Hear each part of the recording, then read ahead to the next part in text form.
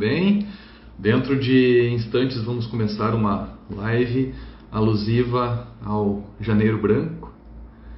Muitos amigos me questionaram, me perguntaram o que é o Janeiro Branco, afinal os primos mais conhecidos são o Outubro Rosa, o Novembro Azul e o Setembro Amarelo, que é o mês de prevenção do suicídio. Nós, dentro de instantes, então, teremos alguns convidados muito importantes, né? Que é o Dr. Matheus, advogado, o Dr. Gabriel, também meu colega advogado, ambos da Associação Brasileira de Advogados aqui de Passo Fundo, e principalmente, né, nós teremos a estrela desta live, né, que é o Dr. Eduardo Tedeschi, psiquiatra, cujo conhecimento dispensa qualquer apresentação, mas mesmo assim nós leremos dentro de instantes o currículo desse psiquiatra que é tão querido e que atende aqui em Passo Fundo e em Marau. Dr. Dácio entrou. Bom dia, Dr. Dácio. Como vai, senhor? Tudo bem? Eu vou chamar aqui agora o nosso convidado. Vou convidar também agora o Matheus. E logo mais, o colega Dr. Gabriel também se fará presente. Bom dia, Dr. Matheus. Bom dia, doutor. Como vai? Tudo bem? Tudo bem, tudo bem. Bom dia a todos que estão nos acompanhando, né? Agora aguardar a entrada dos demais colegas.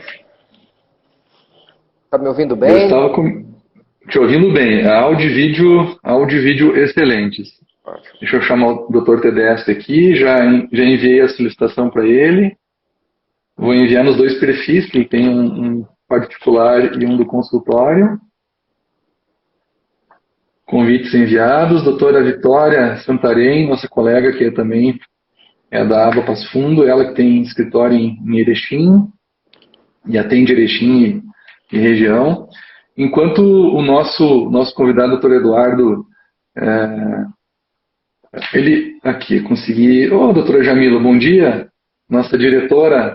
Bom dia, doutora da Jamila. Passo Fundo e também presidente da Comissão Nacional de Direito do Trabalho da ABA Passo Fundo. A doutora Jamila, depois até vou citá-la mais adiante nesta live, pois eu vi que ela compartilhou uma reportagem sobre a síndrome de Burnout, se eu não me engano, e muito pertinente ao nosso tema de hoje. O Dr. Eduardo Antônio Tedeschi, que é nosso convidado, que dentro de instantes estará entrando aqui. O Dr. Gabriel já chegou também. O Dr. Gabriel também está chegando.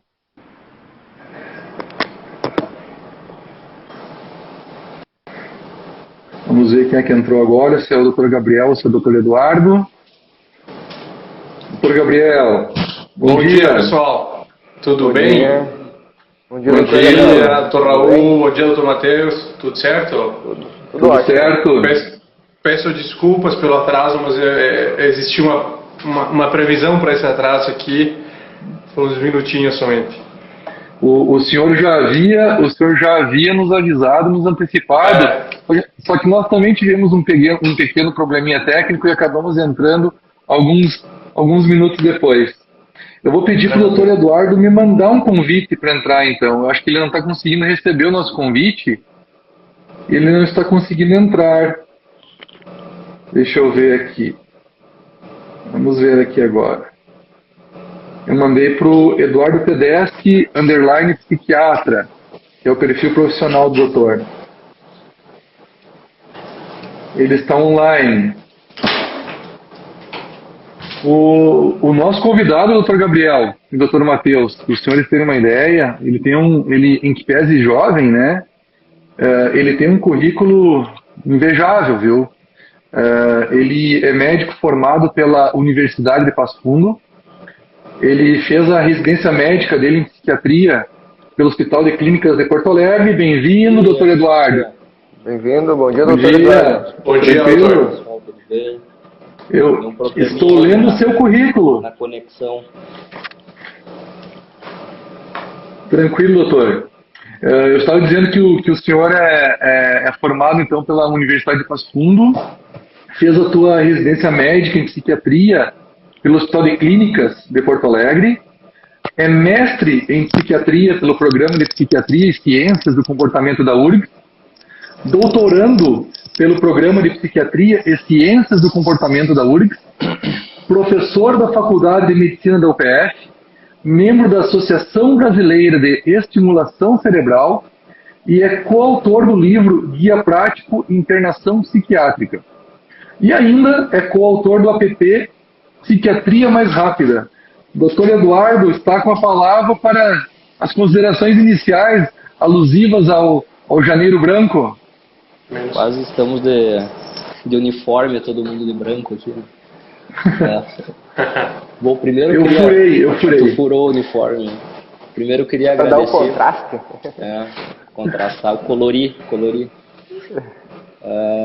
Primeiro eu queria agradecer a ABA, né, pelo convite, em nome do Dr. Raul, e principalmente, né, todos os demais integrantes aí da live, né, fiquei muito feliz e honrado, enfim, né, acho que vai ser um momento bem feliz aí para nós compartilhar um pouquinho, né, essa ideia de pensar a saúde mental. Eu acho que o janeiro é só o início disso tudo, né? A gente tem que pensar a saúde mental ao longo do ano como um todo, ao longo de cada momento da nossa vida, mas essa campanha ela vem de uma maneira muito importante assim, para que a gente tenha um tempo e nos dê a atenção necessária para a gente poder pensar na nossa saúde mental. Perfeito, doutor, perfeito. Eu dizia, um pouco antes dos senhores entrarem, né, que alguns amigos falaram assim, eu conheço o Outubro Rosa, né, eu conheço o Novembro Azul, que são os primos mais conhecidos, né, do Janeiro Branco, né, e também algo que pode ser trazido até para essa live também, que é um breve comentário sobre o Setembro Amarelo, que é o mês de prevenção do suicídio, né, que o suicídio é algo que só vai ocorrer justamente em função dessa situação de doença mental, de alguma forma, né, doutor? De depressão, e as pessoas, muitas vezes, elas acabam cuidando só do corpo físico, né? E elas se descuidam um pouquinho da sua saúde mental. E é por isso que em 2014, um grupo de psicólogos de Minas Gerais, de Minas, eles se reuniram e resolveram escolher um mês, né? E escolheram janeiro, justamente porque vem da virada do ano, vem do final do ano anterior, né? É o primeiro mês do ano e é um mês em que as pessoas têm a oportunidade, né? Como se fosse uma folha branca de escrever a sua história do novo ano, né? De traçar as metas, de traçar o que elas imaginam que elas possam vir a fazer, seus planos, seus projetos para o novo ano que se inicia. Então, acredito que realmente eles foram muito felizes, né? E desde 2014, o mês de janeiro vem, então, tendo esse cuidado em ser lembrado como o mês do Janeiro Branco, o mês da saúde mental, da prevenção, dos cuidados que todos nós, né, temos que ter com a nossa saúde mental.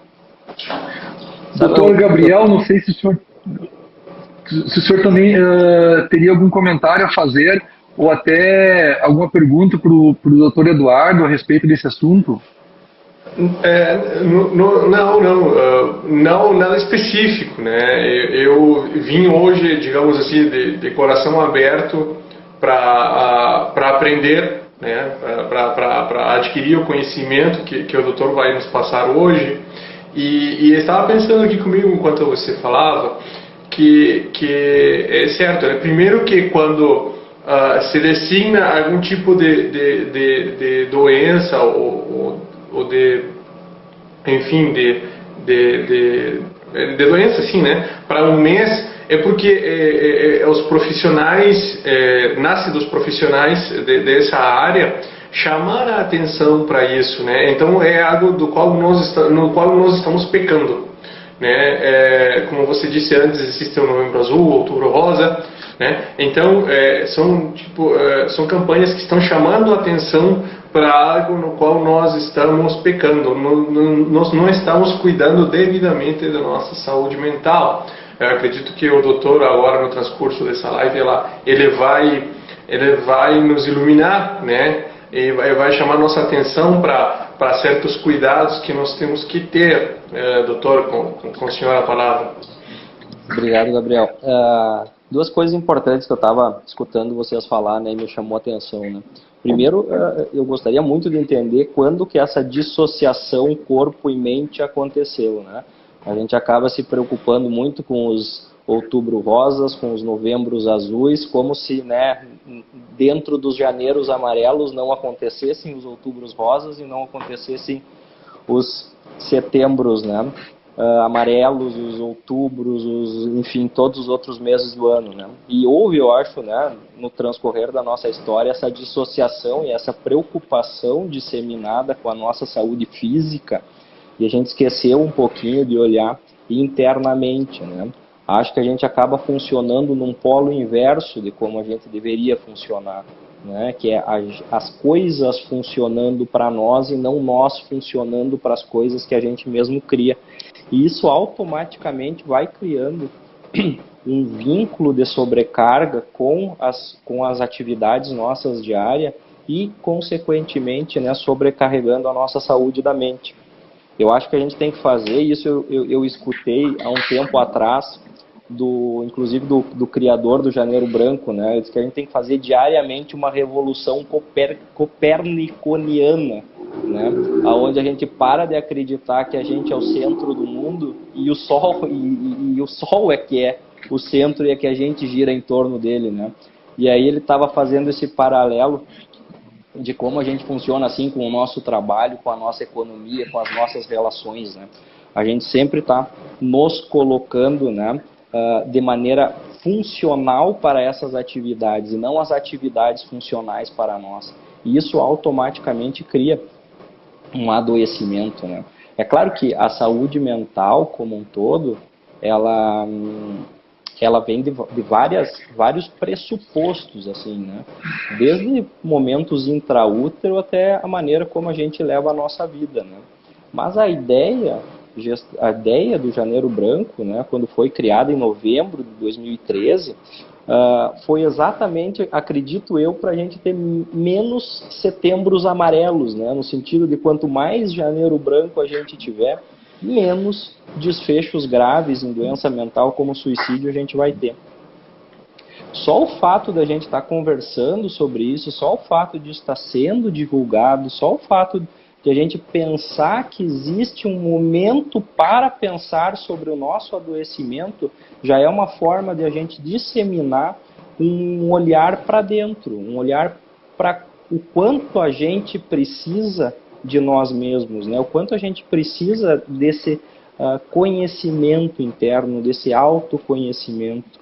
E através desse autoconhecimento, eu acredito que a gente vai podendo fazer algumas escolhas que ao longo da nossa vida a gente não faz, que a gente vai seguindo no automático, funcionando de uma maneira automática, funcionando de uma maneira onde a gente segue padrões e pressupostos que às vezes não são nem nossos, são introjetados, né, na nossa vida, e em nenhum momento a gente questiona isso. Então eu acho que o grande objetivo do Janeiro Branco é questionar o funcionamento individual de cada um. E ao questionar esse funcionamento individual, a gente vai buscar a nossa saúde mental. Doutor, desculpa, referente a isso que o senhor está falando, ultimamente eu tenho visto na nossa área, na área jurídica, né, essa questão acredito que há uma normativa que tem aproximadamente uns 15 anos, né, 14, daí para cá, que vem tentando justamente abolir as instituições tipo de mentais, né, onde os pacientes psiquiátricos eram esquecidos, né, largados na mão do Estado em si, né, das instituições do governo, do Estado, e onde se quebra muito essa relação, né, que o senhor está dizendo, porque acredito que seja desde o ponto de vista de nós todos como sociedade, né, como comunidade, né, o que acontece quando uma pessoa dessa comunidade adoece mentalmente, né? Então, não sei se vem por aí também o seu chamado aqui. Eu acho que a ideia de a gente falar sobre saúde mental, ela engloba a saúde propriamente dita, mas também engloba a gente pensar um pouquinho sobre os padrões de adoecimento, né?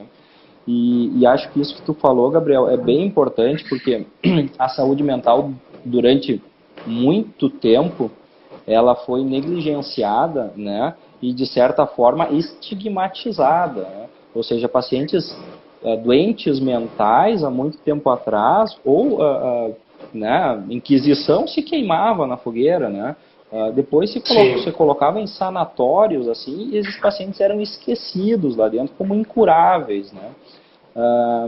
E isso, né, graças ao esforço desse trabalho de falar sobre saúde mental, isso vem mudando muito, né? Vem mudando as estratégias de prevenção de adoecimento, vem mudando as estratégias de tratamento para esses indivíduos que estão em sofrimento mental grave, né? E essa reinclusão desses indivíduos que estão em sofrimento, né? E aí entra o nosso papel como sociedade formadora de pessoas com uma saúde mental melhor no futuro, né? É a gente poder aceitar esses indivíduos adoecidos, né? E incluir eles da mesma forma que a inclusão de deficientes visuais, de deficientes auditivos, né? O paciente com saúde mental, ele sofre por dois motivos. Uma, pela doença propriamente dita, e outra, pelo fato de as pessoas não acreditarem que o que ele tem é uma doença. Então, além de ele estar doente, ele tem que provar que ele está doente, né? E muitas vezes isso é inviável para a pessoa que está em sofrimento. Por isso que essas Doutor, perdão interrompê-lo, porque me veio isso à cabeça enquanto o senhor falava. Desses pacientes que acusam doença, em que proporção, mais ou menos, são doenças geradas por outros fatores e são doenças geradas por exemplo, por abuso de químicos, né? Seja álcool, drogas ou etc. E isso é uma outra pergunta interessante, assim. Praticamente, antes de falar especificamente disso, acho que a gente tem que voltar um pouquinho, Gabriel, só para entender uma coisa. Perdão, eu cortei abruptamente o raciocínio. Não, mas eu acho que é importante isso, respondendo a tua pergunta. A doença mental, ela é uma doença onde o sintoma dela, muitas vezes, é uma interpretação equivocada das nossas emoções. Mas a pergunta mais importante disso é: a gente é educado emocionalmente para saber o que é as emoções, o que são as emoções normais? Nós sabemos o que é tristeza, a gente sabe o que é ansiedade, a gente sabe o que é felicidade, a gente sabe o que é raiva, a gente sabe o que é nojo, ou a gente vive isso, uma angústia sem nome, e aí a gente vai lidando com aquilo de várias formas, não sabe direito o que está acontecendo. E a partir desse processo que eu chamo de a gente é analfabeto emocional. E esse analfabetismo emocional gera muitas vezes, né, a interpretação errada dessas emoções e aí uma patologização de coisas que não são patológicas, né? Aí entra isso que tu estava me dizendo, tá, mas o que é doença e o que tem relação com o uso de substâncias ou coisas assim, né? Porque esse abuso, na verdade, de substâncias é muito contemporâneo a nós, né? Com o crescimento e a evolução de uma indústria farmacêutica a nível mundial, né? Hoje em dia é muito diferente, eu posso dizer até de 15, 20 anos atrás, né? O abuso de medicamentos medicamentos, né, ou de diferentes drogas legais ou ilícitas, né. Eu queria para não abusar tanto do tempo, isso aqui vai ser para os meus colegas advogados aí. Eu queria ver na experiência deles, porque comigo já aconteceu, doutor, por exemplo, de trabalhar em procedimentos nos quais existem pedidos de internação compulsória, existem pedidos para interditar a pessoa, né? Porque aí que vem a nossa parte, digamos, a parte legal, né? Em que momento, obviamente isso é através da perícia médica, mas em que momento a pessoa perde a sua capacidade civil, né? E às vezes, como eu disse antes, né, pelo fato de a indústria farmacêutica e demais ter evoluído muito, hoje em dia a gente se encontra com pessoas com problemas de dependência química, talvez inexistentes poucos anos atrás, e onde a justiça tem que intervir. Porque digamos que essa pessoa não foi isolada da sociedade, né, não foi afastada do convívio social, mas necessariamente essa pessoa vai ter que ser representada por outrem, né, para poder agir, para poder gerir a sua vida civil, né, não pode fazer um contrato, não pode comprar, não pode vender, não pode casar-se, não pode, etc. Né? Não sei se os meus colegas aí têm algum tipo de experiência nessa área, se já passaram por perícias ou não, acompanharam perícias ou não nesse sentido. Antes de eu convidar o Matheus para conversar um pouquinho conosco, o Matheus está muito quieto hoje, estou até estranhando. Né? Eu vou falar. O Matheus, quando ele fala muito bem, ele está se guardando aí, viu? Mas eu tive uma situação de um rapaz, um jovem, né? Para começar, o paciente muitas vezes não sabe que está doente, né? Ele vive algumas situações, algumas angústias, algumas ideias que ele tem como verdade absoluta para ele. Ele pensa que ele está certo, que ele está bem, e ele não está enxergando que ele está doente e que muitas vezes ele está adoecendo todo o núcleo familiar dele. Todo o núcleo familiar dele está adoecendo junto, né? As pessoas que o cercam. Só que também tem um outro ponto. Muitas vezes as pessoas que o cercam acabam não enxergando também como um paciente com problemas mentais, né? Elas acabam achando que se é um adolescente, é uma rebeldia da idade, né? Ou então elas não querem, elas tapam os olhos e acabam não querendo enxergar que elas estão com um problema ao seu lado. E que se esse problema não for devidamente tratado, só vai agravar com o tempo. Teve um caso de uma família de uma outra cidade que eu tenho escritório também, e que eles tiveram um caso muito sério com o filho, né? Só que eles achavam, inicialmente, até desconfiavam que ele estivesse envolvido com drogas, né?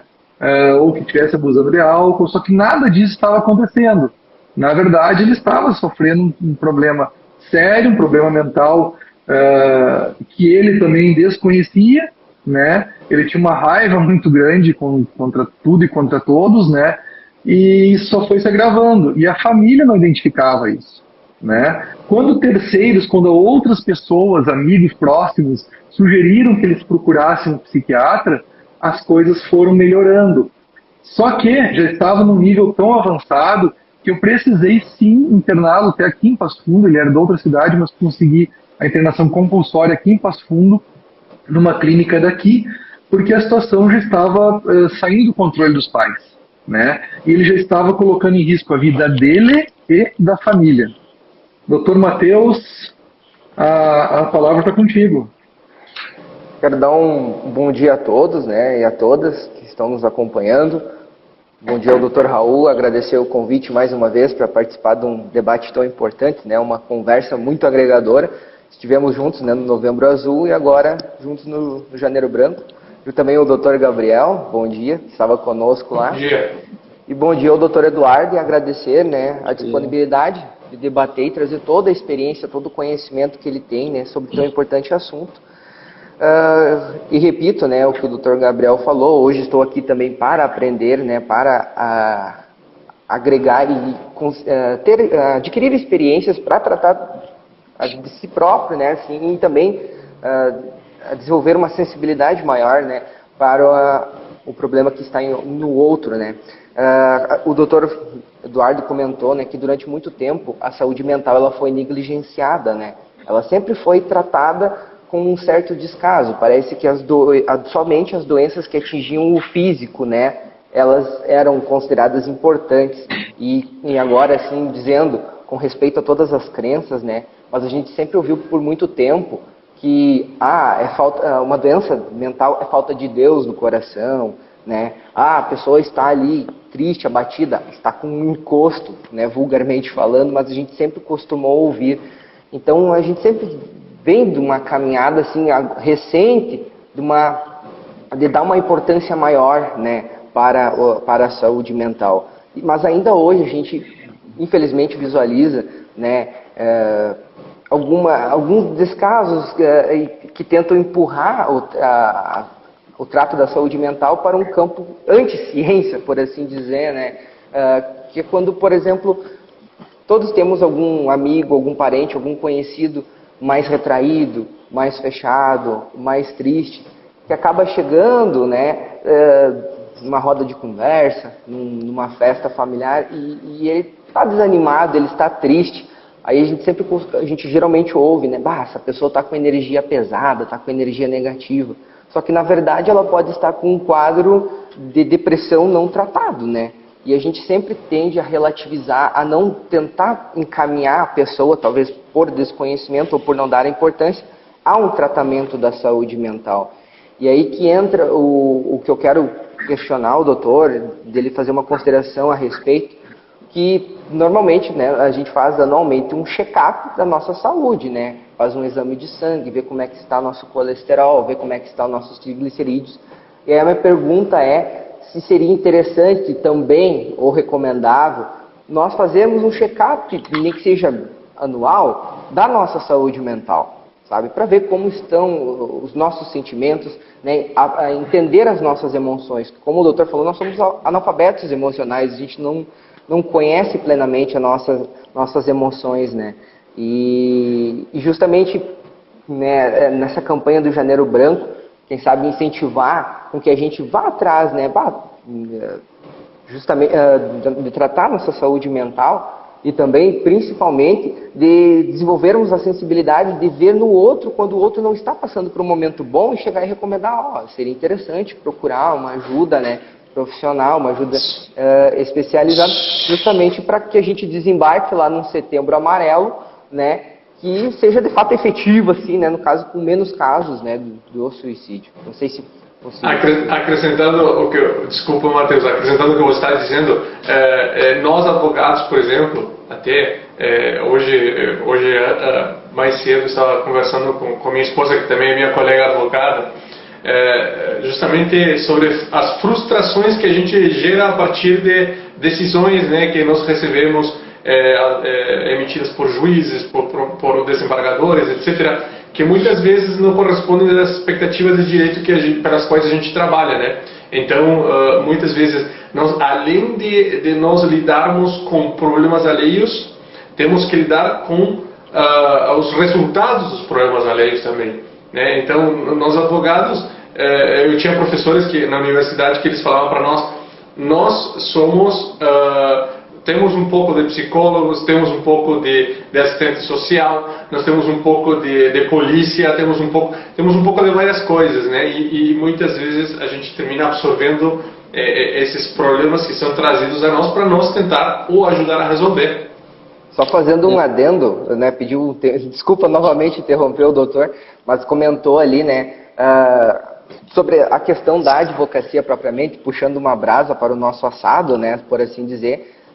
Segundo dados recentes, se eu não me engano foi de 2014, da revista Health, né, que a advocacia é a quarta profissão do mundo com mais casos, né, de depressão, e seguidamente é noticiado isso na mídia, e infelizmente a gente vê bastante casos de, né, suicídios entre os colegas, né, porque, como o doutor falou, nós temos que lidar com os problemas dos outros, lidar com as frustrações em não poder, quando a gente não consegue solucionar o problema dos outros, mas nós também temos os nossos problemas no campo, né, nesse caso profissional, mas também temos os nossos problemas pessoais, familiares, né, Enfim, então, nós, a advocacia, de que forma a gente pode nos blindar até para confortar quem vem até nós, porque como o doutor disse, nós não somos apenas advogados, mas às vezes a gente acaba sendo um amigo, um psicólogo do cliente, procura nós não só apenas para resolver o problema jurídico, mas para desabafar, procurar um amparo durante aquela dificuldade, né? Então, de que forma a gente pode nos blindar para nos fortalecer e também ajudar, de certa forma, o nosso cliente, né, quando que vem até nós. Primeiro, eu achei bem interessante a ideia do check-up emocional, assim. Acho que é uma ideia bem boa, assim, né? A diferença é que esse check-up emocional, ele é diário, assim, né? A cada momento tu tá sentindo alguma coisa, e aí eu acho que esse check-up vem dessa própria pergunta, né? O que é isso que está acontecendo dentro de mim nesse momento, assim, né? Vocês falaram em duas coisas importantes, assim, né?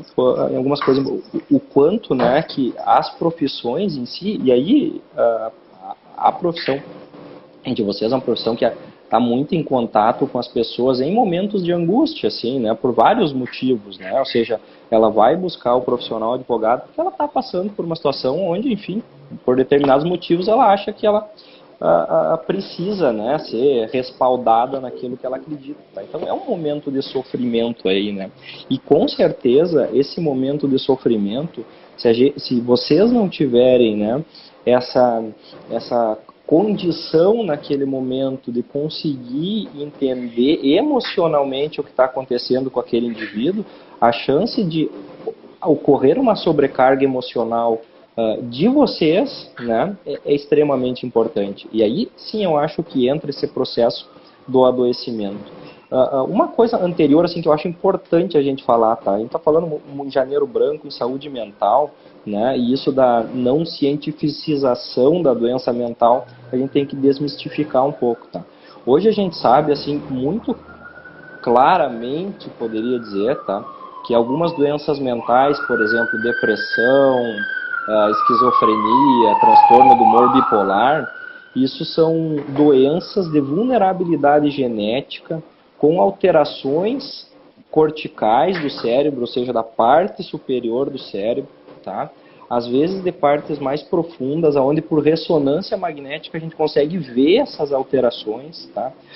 E isso, né, gera um processo inflamatório nesse indivíduo que vai gerar um adoecimento da interpretação das emoções.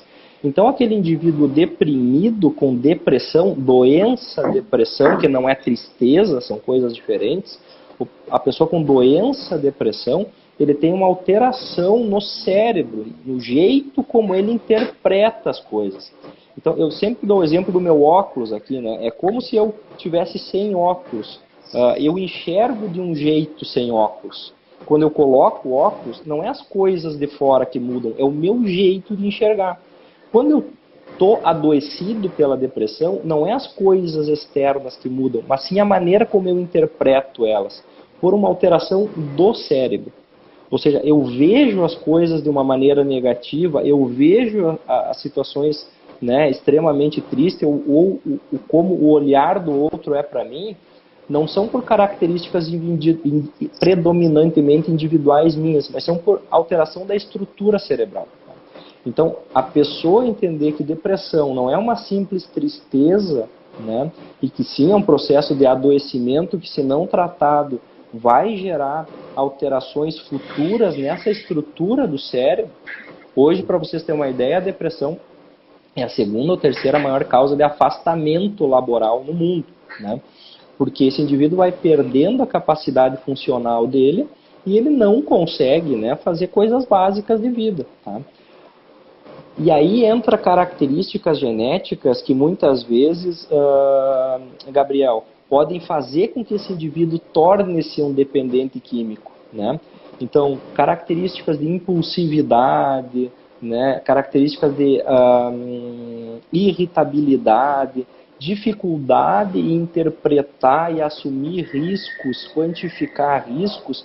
Isso pode ser uma alteração genética desse indivíduo, que na infância dele, isso não foi estimulado para que seja mudado. E aí a tomada de decisão dele fica equivocada, ele acaba indo para caminhos, né, muitas vezes não adequados, assim.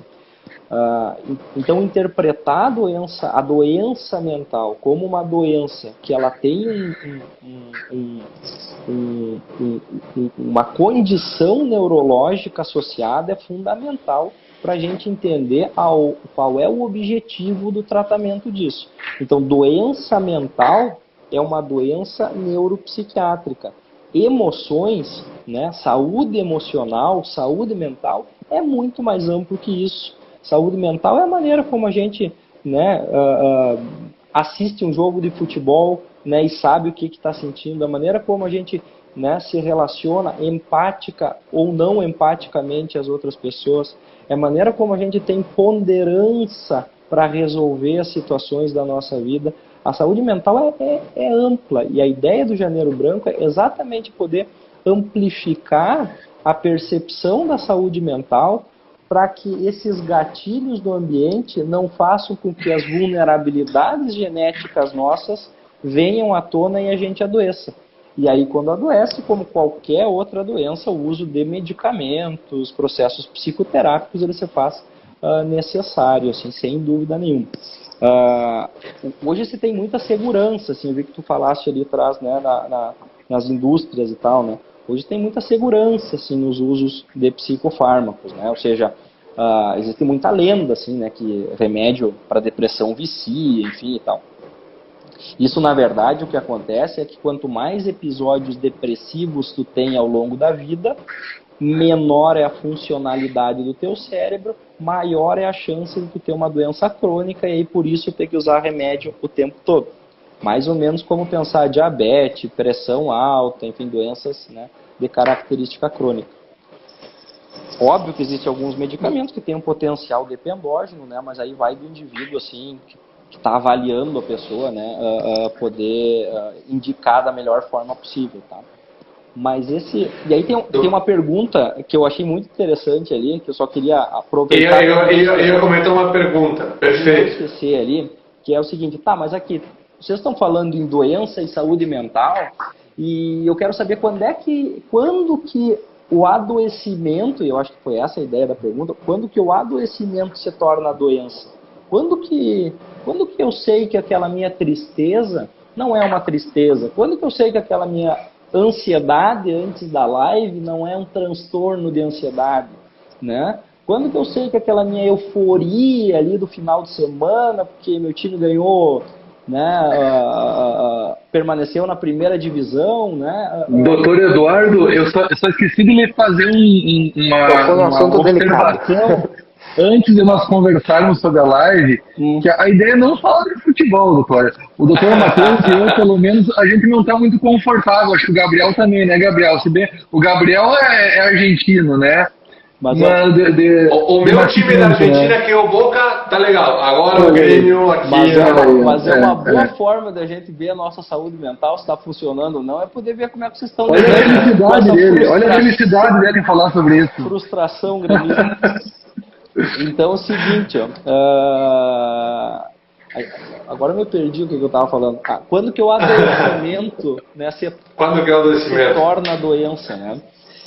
Então é exatamente esse processo anterior, né, que eu acho que aí tem que ter política pública mesmo, tá, de colocar psicólogo, colocar profissional de saúde mental dentro das escolas para ter um período de matemática e um período do que é tristeza.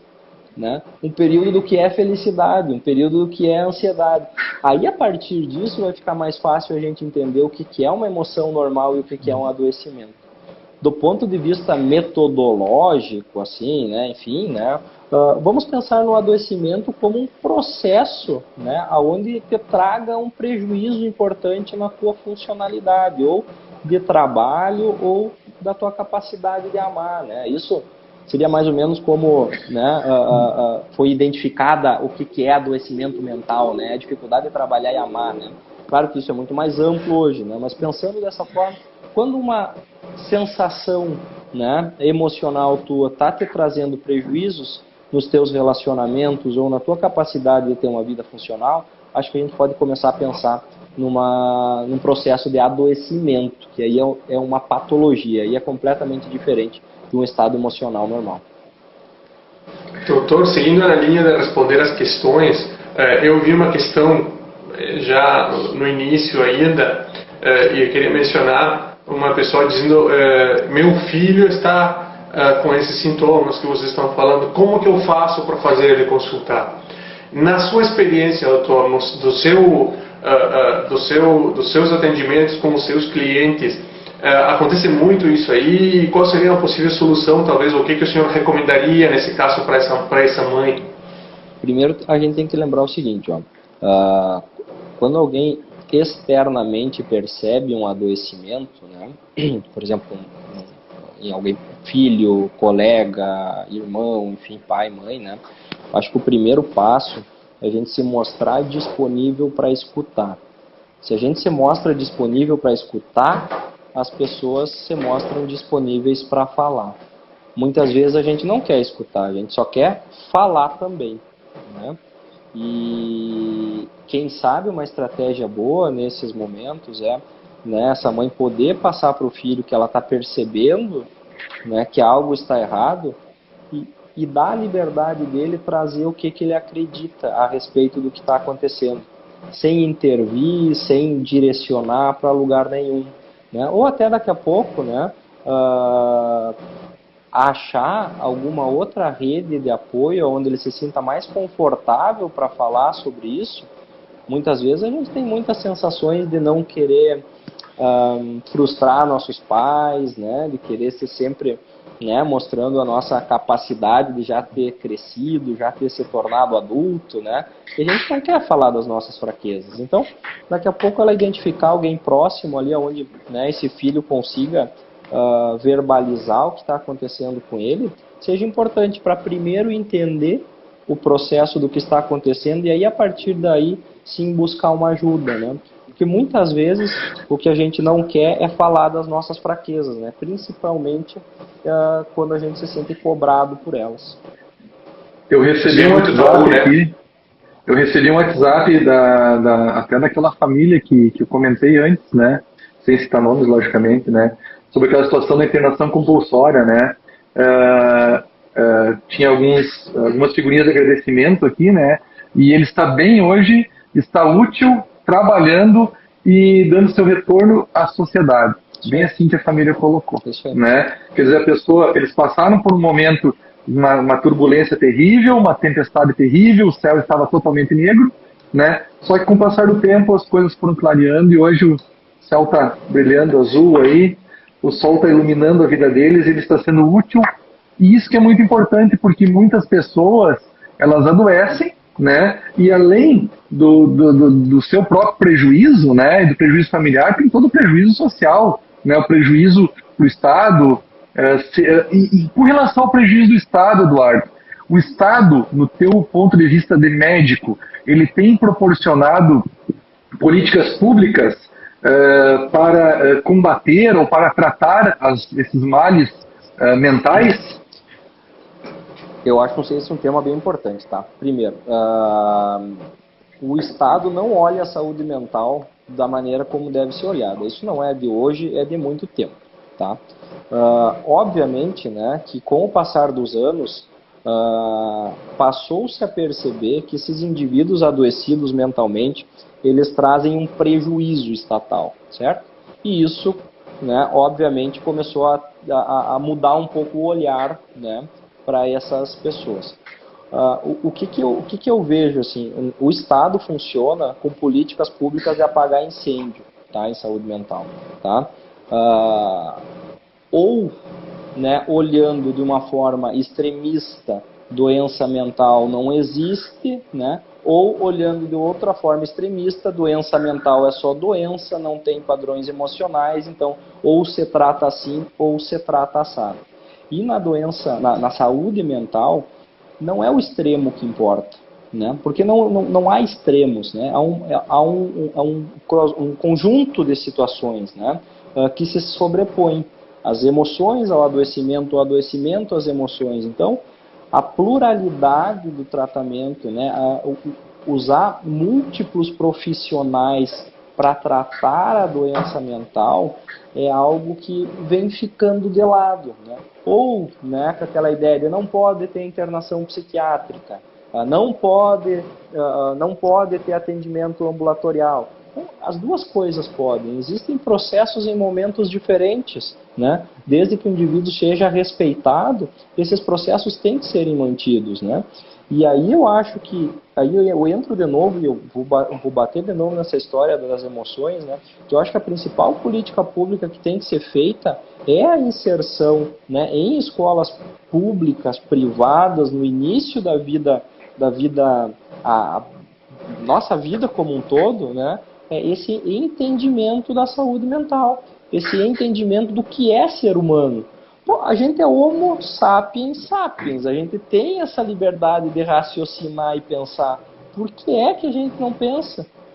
Por que é que a gente perde o direito de fantasiar? Por que é que a gente não deixa as nossas crianças fantasiar? Fantasia é algo fundamental, né? A gente precisa manter isso ativo na nossa cabeça, exatamente para a gente poder tirar esse processo inflexível que é imposto muitas vezes, né, ao longo da nossa vida. E a gente tem crenças, né, absolutas que não nos levam a lugar nenhum, né? Então, essa flexibilização, e aí é que eu acho que entra o Estado, e quando a gente cria um Estado dicotômico, como a gente está criando agora, né, que é ou é A ou é B, né, isso aí para a saúde mental é um horror. Né? Péssimo, péssimo. É um horror, porque tu não dá o direito da pessoa flexibilizar. Né? Algo que já é difícil por nunca ter sido ensinado é reforçado pelo funcionamento estatal atual. Né? Então, muitos de nós assim, durante a escola, a gente não tem, né, dependendo do tipo de educação, mas se dependermos de uma educação assim, fornecida exclusivamente pelo Estado, muitas vezes não se faz ênfase assim, em estudos sobre arte, sobre filosofia, sobre matérias que muitas vezes, e até eu passei por isso, né? Claro que não foi aqui, foi na Argentina, mas as pessoas diziam, mas por que a gente tem que, no segundo grau, né, no nível médio, por que a gente tem que estudar filosofia se não serve para nada? E você chega um momento da tua vida, quando tu está começando uma universidade, e tu começa a abrir esse leque na tua cabeça de pensamento, digamos, tu começa a mexer com coisas do ideal e não com fatos, né? Com teoria e não com comprovação. Né? A gente fica muito restrito, né? E talvez também nós ficamos muito restritos quando escutamos uma música, que nós devemos apreciar a poesia que tem nessa música, a mensagem que essa música nos traz, né? ou uma simples harmonia, né? uma sinfonia, né? Música clássica. Eu tenho falado isso também muito com minha esposa, na minha família, que a gente sempre nós tentamos conhecer nesse sentido, né? Ela também é advogada, mas, por exemplo, assim, ela diz, eu fiz um curso, por exemplo, de História da Arte, porque é algo que me interessa muito e gostaria de aprender, né? Ou apreciar sei lá, uma boa música, ou algo assim que que venha mexer com tuas emoções, né? É tão bonito se emocionar. Outro dia eu me emocionei vendo minha filha abraçando uma planta, né? Porque o avô dela ensinou que tinha que dar água para a plantinha, tinha que falar com a planta, e a planta ia ser sensível se ela tocasse na plantinha. Ela foi e abraçou a planta. É uma plantinha grande, ela foi e se abraçou na muda, né? E eu olhando feliz, né? Porque são coisas assim que vão expandir, né? Ela como pessoa, ela como ser, vão trabalhar na sensibilidade dessa criança, né? De uma maneira muito positiva.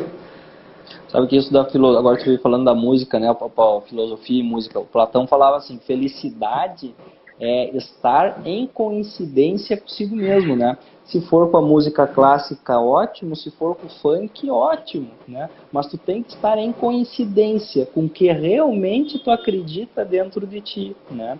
Isso, né, vai fazer com que tu tenha momentos de felicidade, né? Acho que foi o poeta brasileiro, agora me esqueci, que falou que felicidade é uma gota de orvalho numa folha de roseira, né? Ela não é algo constante, é algo que bate e vai embora, né? Então a gente ter esses pequenos momentos de coincidência conosco E para a gente achar o que é coincidente conosco, a gente precisa se conhecer. A gente conhece muito o que está lá fora e muito pouco o que está aqui dentro. E eu acho que essa é a grande estratégia aí do check-up emocional, tá? É poder, né, fazer essa busca pelo autoconhecimento. A gente busca Ô, Matheus, aí o teu check-up. A gente busca autoconhecimento não no momento de doença, não só no momento de doença. A gente busca autoconhecimento em todo momento, né? A gente estar bem é uma boa forma de tentar buscar uma melhora do autoconhecimento. Perfeito. Eu falei que o Matheus ele não tinha falado até então, né? E que ele estava preparando alguma coisa. Ele saiu com essa do check-up emocional, que foi um golaço, né, no meio de campo. Voltou a fazer futebol. Vamos editar pelo menos esse ano. Vou fazer só um registro aqui que eu acho que resume bem o que muitas pessoas estavam mandando por aqui, pelo WhatsApp, que eu estou cuidando aqui também, né? A Luciane Gaussmann falou o seguinte, ó: no mundo em que estamos vivendo, já está complicado para nós adultos. Imagina para as nossas crianças e nossos jovens. Parabéns, Dr. Eduardo.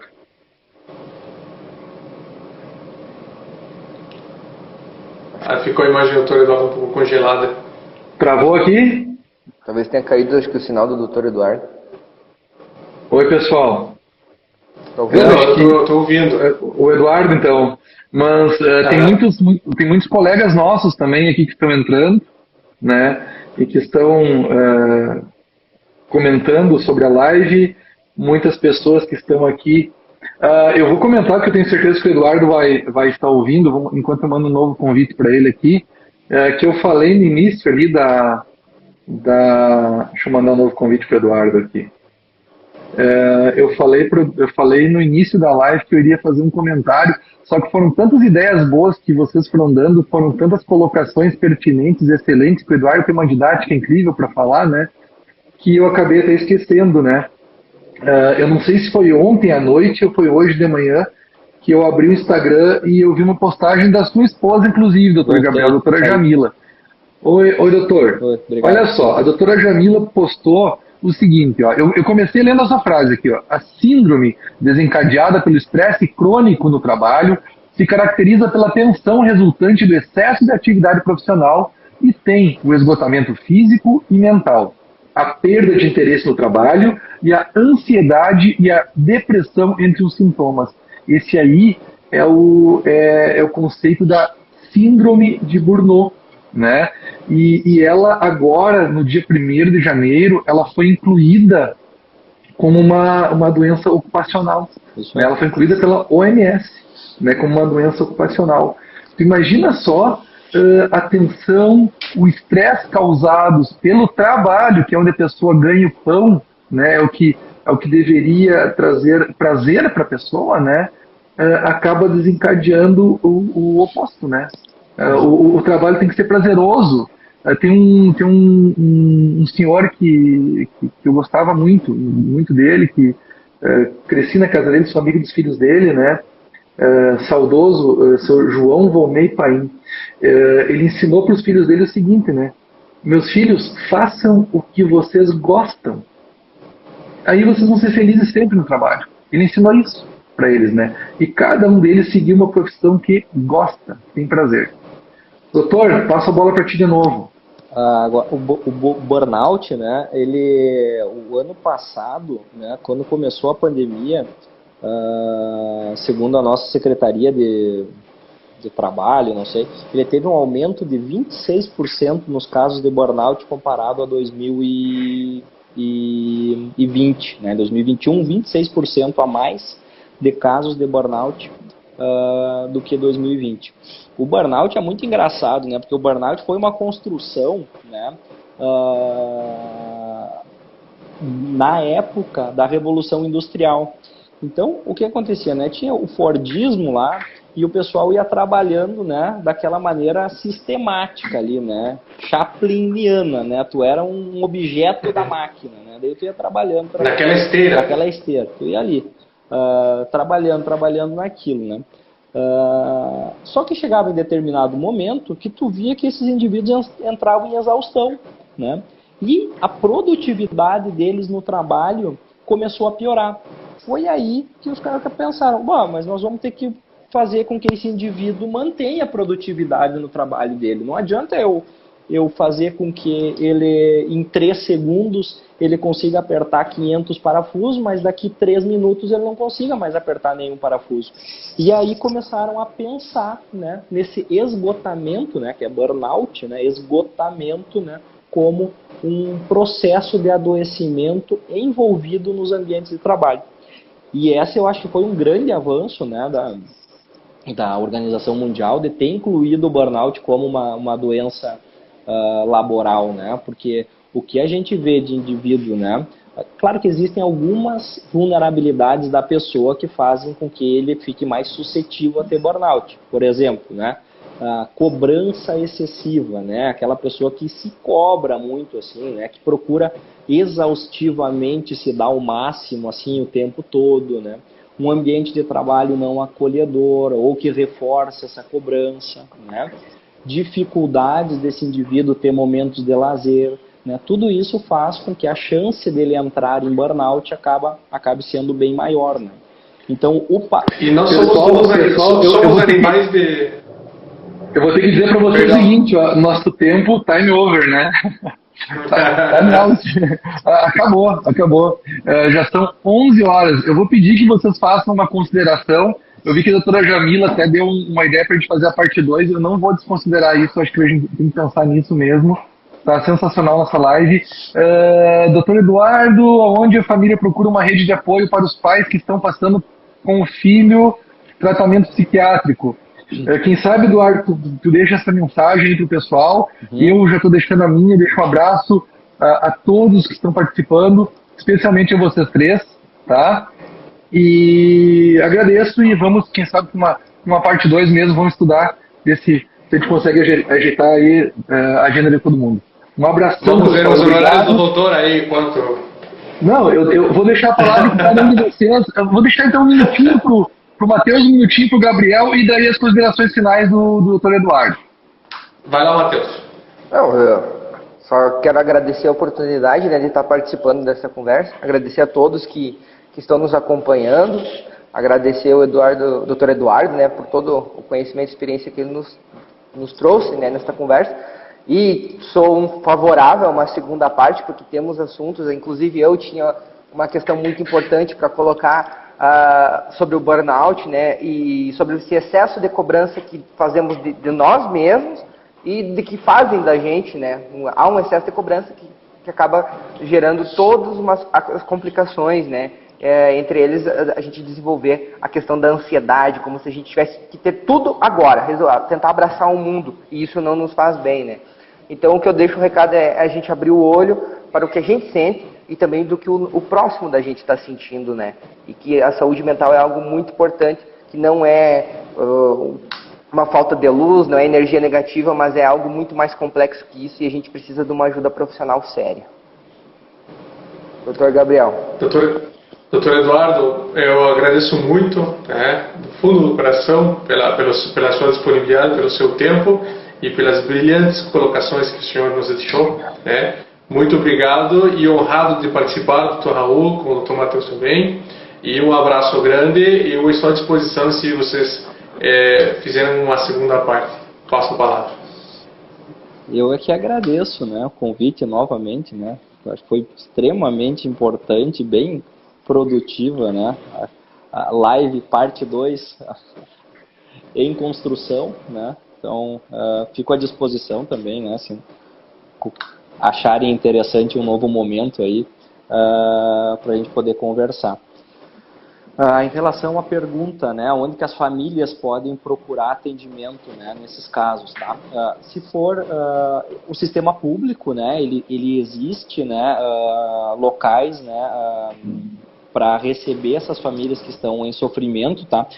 O próprio EACF do bairro onde a pessoa vive, né, ou os CAPs, né, que são Centro de Atenções Psicossociais, né, podem serem procurados assim, né, para auxiliar nesse processo de entendimento da doença familiar, tá? E o sistema privado, né, aí vai do indivíduo, né, procurar o psicólogo, o psiquiatra, enfim, né, alguém que ela acha que tenha condições de poder ajudá-lo, tá? Mas o sistema público, ele proporciona, né, dentro do ESF e dentro do CAPES, um ambiente assim que possa auxiliar nesse processo inicial. Em relação ao Janeiro Branco, então, né, primeiro falamos sobre saúde mental, né, nós tiramos um tempo para falar sobre saúde mental. E ao falar sobre saúde mental, a gente falou de nós mesmos, a gente falou da nossa família, a gente falou da sociedade que a gente vive, né, a nossa inclusão no mundo, né, hoje que a gente está, né, colocando o maior telescópio da história, né, o James Webb, olhando para fora para ver milhões de estrelas, né, a gente precisa dar uma olhadinha pequenininha para dentro, assim, né, não tanto para fora, tá? E eu acho que esse espaço aqui que a gente, né, proporcionou, que vocês proporcionaram, né, é extremamente importante para a gente começar a se questionar, exatamente isso, se questionar. Tá, mas e essa minha ansiedade aí, essa minha cobrança excessiva, e essa minha tristeza quando as coisas acontecem, o que é isso, né? Por que isso está acontecendo? O que eu posso fazer de diferente para que isso não seja assim, né? Quais as minhas escolhas, né? A gente tem escolhas, né? E nós temos que nos dar o direito de ter essas escolhas, que muitas vezes a gente não exerce esse direito, né? Já que estou falando com advogados. Muito obrigado novamente, Matheus, o Raul, o Gabriel, tá? Obrigadão pela oportunidade aí, espero que todos tenham aproveitado assim como eu aproveitei. Obrigado vocês, pessoal, estava realmente excelente. Pipocaram perguntas aqui, vou anotar essas perguntas até para a gente conversar numa próxima oportunidade. Tem perguntas sobre síndrome do pânico, enfim. Muita coisa para a gente conversar, quem sabe realmente vamos pensar em fazer uma parte 2, tá bem? Um abraço a todos, convido a todos que sigam também as redes sociais da Associação Brasileira de Advogados, né? Especialmente a nossa Aba Passo Fundo, @Aba Passo Fundo no Instagram, tá bom? Um abraço, pessoal, obrigado, abraço. Até mais. Tchau. Obrigado. Tchau. Tchau.